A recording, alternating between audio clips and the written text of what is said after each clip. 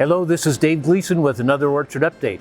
It's been a little while. Right now we're in between Christmas and New Year's, and we're inside an apple storage room where bins of fruit are staged. We had a long harvest and a successful harvest. The weather cooperated, but I have to say it was one of the most unusual years that I can remember, and I can remember a lot of harvests. The year started and seemed normal, but then as the trees started to bloom, the weather changed dramatically, and we had in some areas 6 inches or more of snow right during the bloom time. In the end though, after a few more bumps and some hot days during the summer, we ended up with a very nice crop, just a little less of course than what we were hoping for.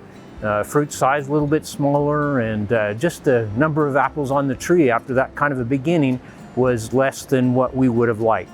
But at this point we're working with the apples that we have, and the quality of them, the flavors are pretty excellent. Autumn Glory in particular this year to me has some of the best flavors that we've ever had. Cosmic Crisp is another one that really seems to shine this year. Flavors are great. And with all that, I'd like to say Happy New Year. We're looking toward the future, and we're forgetting the past and even how the last days of harvest this year ended up with snow on the apples. Pretty unusual.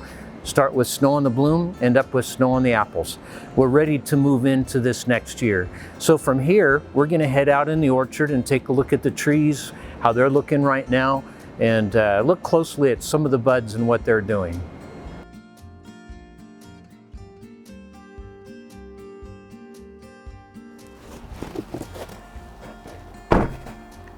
Well, we are out in the orchard now, and snow on the ground. It's great to have snow in the wintertime. It helps protect the roots from the cold going too deep. The roots can be sensitive to cold temperatures. One of the first things you notice is that there's a lot of leaves on these trees still.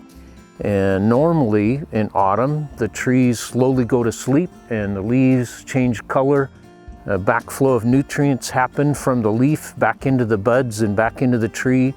And this year we had a sudden change where we went, dropped probably 30 degrees in a very short period of time at the end of harvest, and it actually froze the leaves on the trees this year.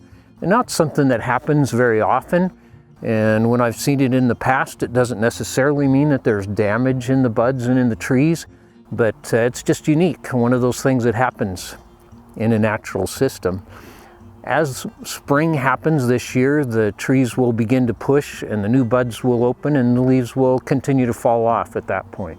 Even now we see quite a few leaves on the snow and they're dropping, but just not the same as a normal fall. One of the things I'm doing this time of year is looking at the buds on the trees and taking my knife and my magnifying glass and checking to see what those buds are doing. Are they green with flower buds, or are they leaves? So by cutting a bud, I can look and see if there's actually flower parts down deep inside that bud.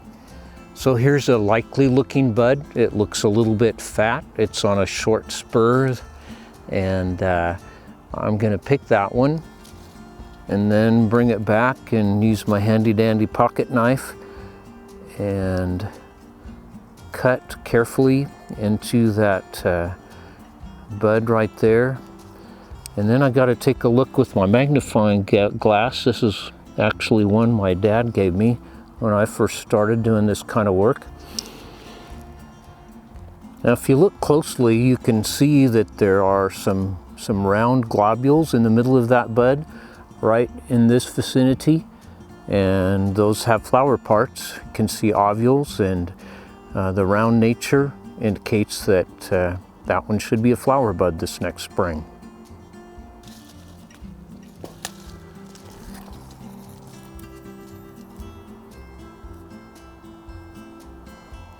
But this one is a different position, and it has more lengthy, pointy structures in the bud, and that means that it's leaves rather than flowers.